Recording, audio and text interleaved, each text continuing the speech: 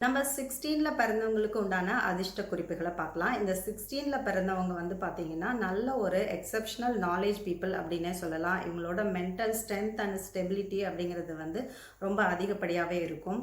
இவங்களுக்கு வந்து ஒரு நல்ல மென்டர் ஆர் கைடு அந்த மாதிரி யாராவது இருந்து ஒரு பெர்சன் இருந்து இவங்க வழி நடத்துனாங்க அப்படின்னா, இவங்க லைஃப்ல இவங்க அடையக்கூடிய ஹைட்ஸ் அப்படிங்கிறது வந்து ரொம்ப ஹையரா இருக்கும்.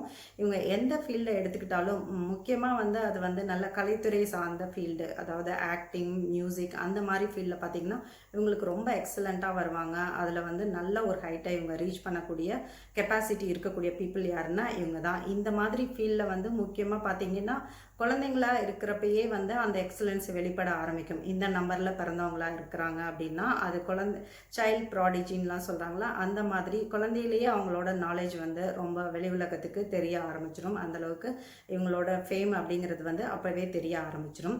இவங்க வந்து லவ் அஃபேர் மாதிரியான விஷயங்களில் மாட்டிக்காமல் இருந்தாங்க அப்படின்னா நல்ல ஒரு ரெஸ்பெக்ட்ஃபுல் லைஃப்பை வந்து இவங்க சொசைட்டியில் லீட் பண்ணிக்க முடியும். அந்தளவுக்கு இவங்க ஃபேவரும் பண்ணுறதில்ல இவங்களுக்கு லவ் அப்படிங்கிறதெல்லாம். அதனால் அந்த விஷயங்களை இவங்க கவனமாக இருந்துக்கலாம்.